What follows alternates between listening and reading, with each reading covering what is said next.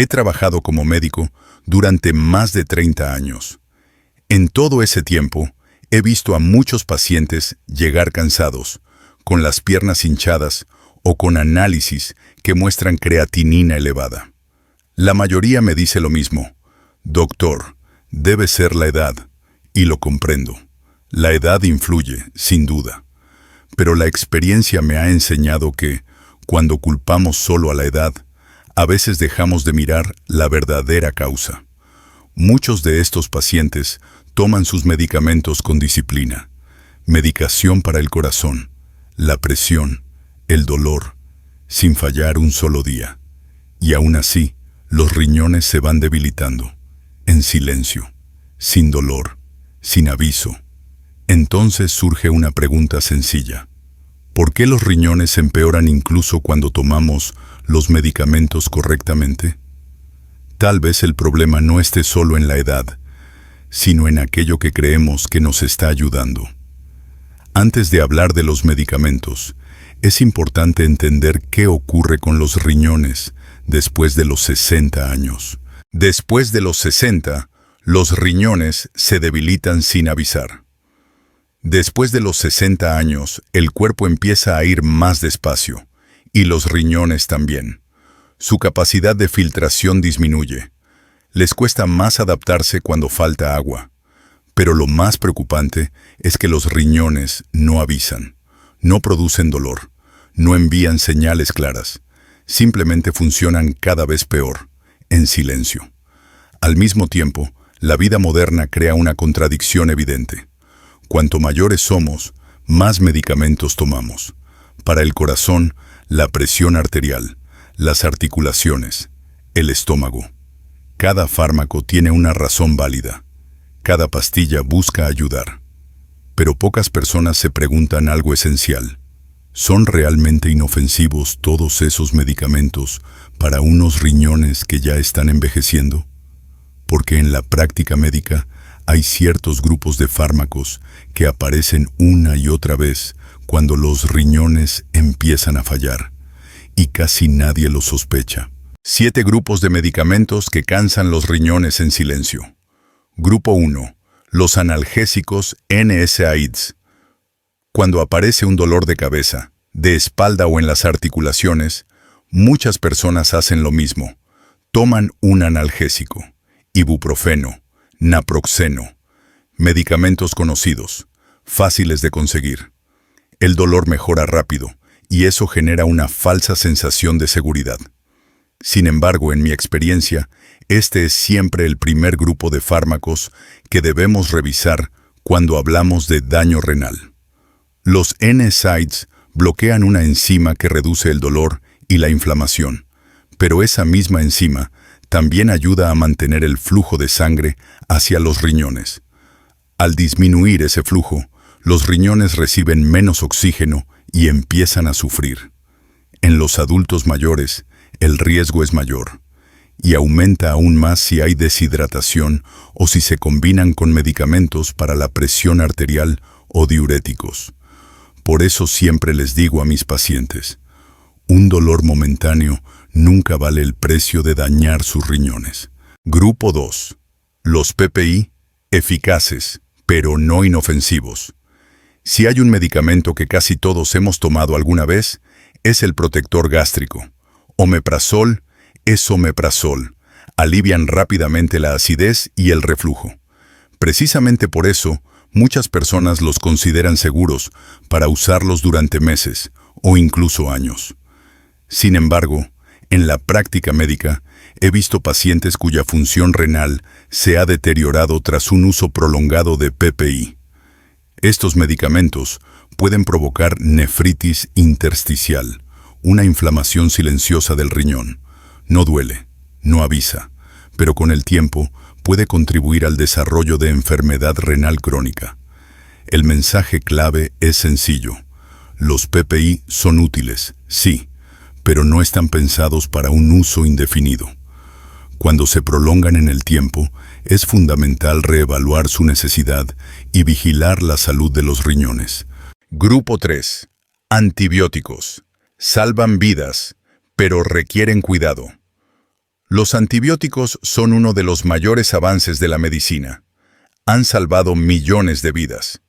Yo confío plenamente en ellos cuando se utilizan de forma correcta. El problema aparece cuando se usan mal. En la práctica clínica, he visto daños renales relacionados con antibióticos. El riesgo es mayor cuando se emplean dosis altas o durante periodos prolongados. Algunos antibióticos pueden ser tóxicos para las células del riñón o provocar inflamación silenciosa que reduce la capacidad de filtración con el tiempo. Lo más preocupante es la costumbre de volver a tomar antibióticos sobrantes sin consultar. Muchas personas no saben que cada uso innecesario añade una carga extra a los riñones.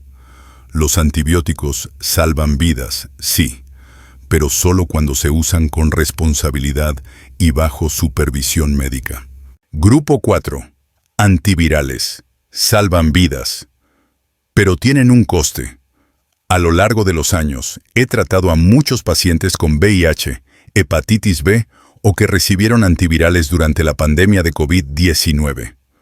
Para ellos, estos medicamentos son verdaderamente salvavidas. Gracias a ellos, la enfermedad se controla y la vida continúa. Pero en medicina, nada es completamente neutro. Algunos antivirales pueden afectar a los riñones de forma silenciosa. Pueden formar pequeños cristales en los túbulos renales o provocar inflamación intersticial, reduciendo poco a poco la capacidad de filtración. Este riesgo ha sido más evidente con fármacos antiguos, mientras que los más modernos suelen ser más seguros, aunque no exentos de control. Por eso siempre insisto en lo mismo.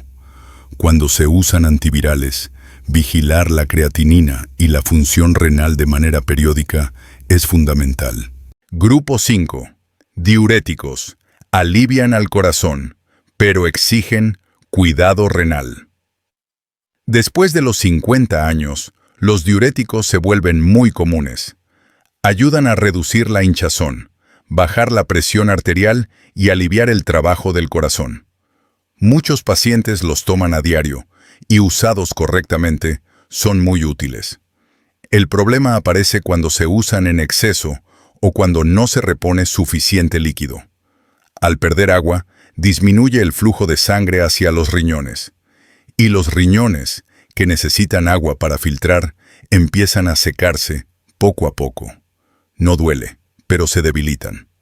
Además, los diuréticos pueden alterar los electrolitos, como el sodio o el potasio, provocando cansancio, mareos o incluso problemas del ritmo cardíaco. Por eso siempre recomiendo lo mismo: hidratarse bien y controlar los electrolitos de forma regular. Grupo 6. A6 y ARB, héroes con doble filo.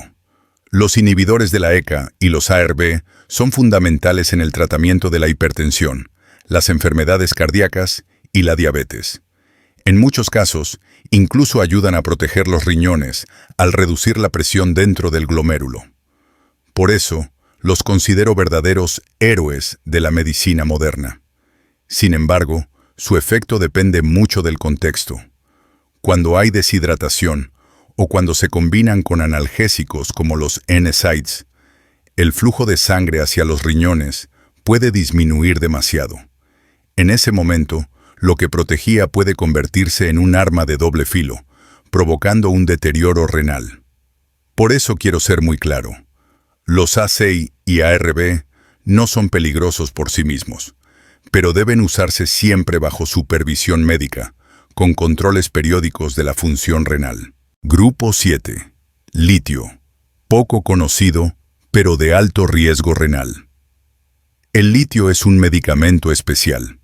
No es tan común como otros fármacos, pero para las personas con trastorno bipolar puede ser esencial para mantener la estabilidad emocional durante muchos años. He visto pacientes que, gracias al litio, han podido llevar una vida plenamente funcional. El problema aparece con el uso prolongado. El litio puede provocar aumento de la orina y sed constante, porque el riñón pierde su capacidad de concentrar la orina. Con el tiempo, esto puede llevar a la fibrosis de los túbulos renales, un daño progresivo y difícil de revertir. Si no se realizan controles regulares, el riesgo de avanzar hacia una enfermedad renal crónica en fase terminal es real. Por eso quiero ser muy claro. El litio no debe suspenderse sin indicación médica, pero requiere un seguimiento estricto de la creatinina y la función renal. Cuando los riñones callan, debemos aprender a escuchar.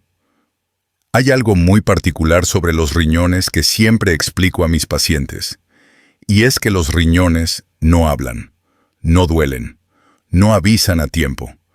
Cuando aparecen la hinchazón, el cansancio intenso o cambios claros en los análisis, muchas veces el daño ya lleva tiempo avanzando. A lo largo de los años, he visto a muchas personas desarrollar enfermedad renal simplemente por falta de información. No sabían que medicamentos comunes, tomados día tras día, podían afectar silenciosamente a sus riñones. Por eso, le invito a hacer algo sencillo. Revise su botiquín en casa. Hable con su médico con total honestidad sobre todos los medicamentos y suplementos que toma. Manténgase bien hidratado y no descuide los controles periódicos. Si este video le ha resultado útil, compártalo con alguien a quien quiera.